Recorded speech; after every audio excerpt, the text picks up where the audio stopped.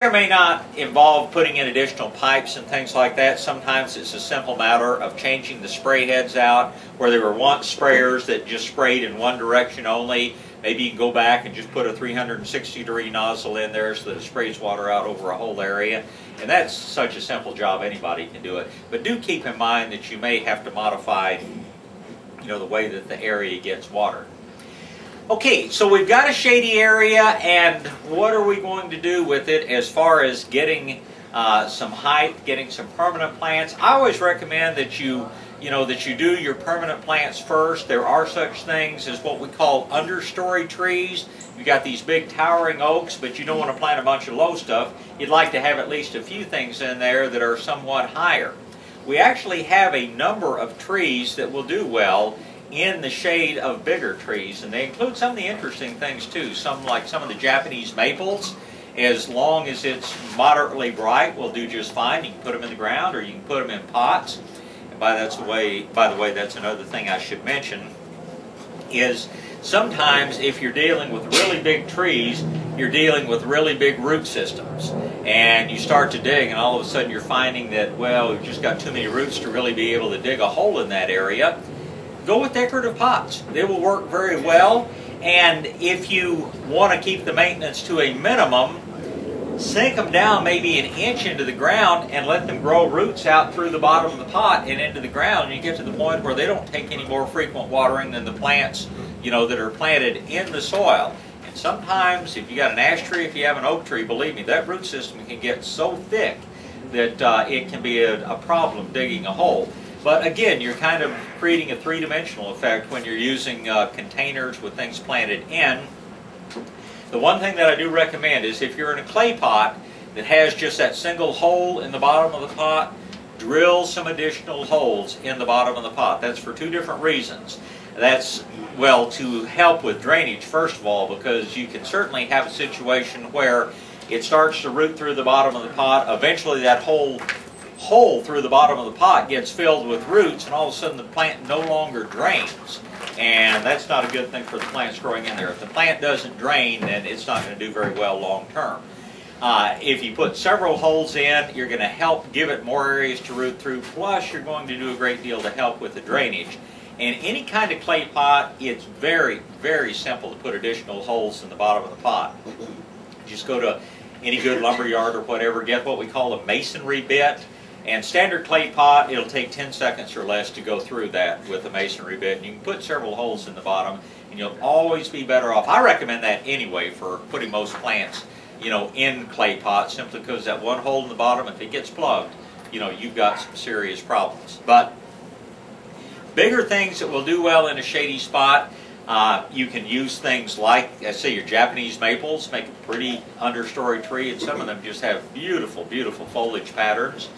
The redbuds, as long as it's fairly bright shade, a redbud makes a good understory tree. Mountain laurel actually will grow as an understory tree. It doesn't get as many blooms as it will out in the sun, but there are several things like this that you can use that will give you considerable height. I want to define one thing too. I sometimes talk about bright shade versus deep shade. Bright shade is where it's bright enough to cast a shadow. If you can stand out there underneath the tree or wherever and you can see your shadow or you see shadows on the ground, that's what we would call bright shade.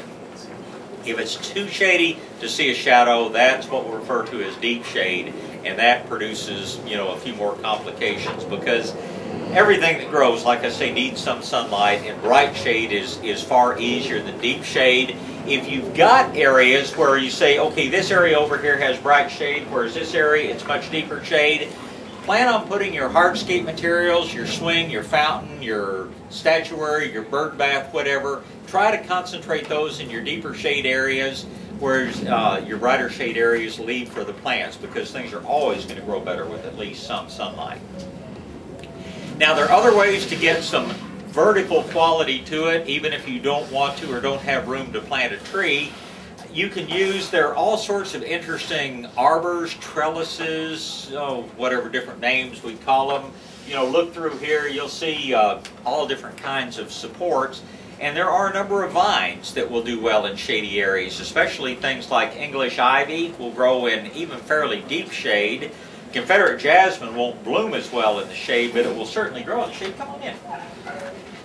I want to grab these as you go by. There's just a list of a few of the things we're going to talk about. But you can create some height by putting something interesting architectural in, and then putting a vine of some sort to grow up it. The other option that can be quite pretty is to put a bracket of some sort, or even one of what they call the shepherd's hooks.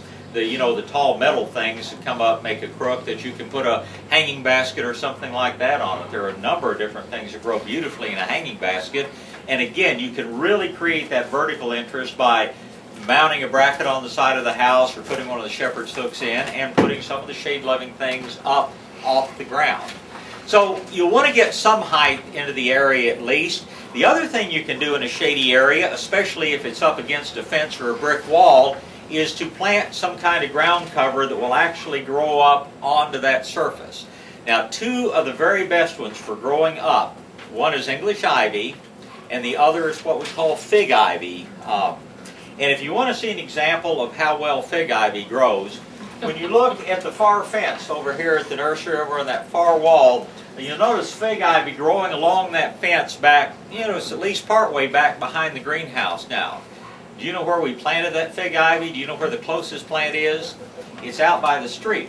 We planted that fig ivy to cover that concrete wall when they built that center next door.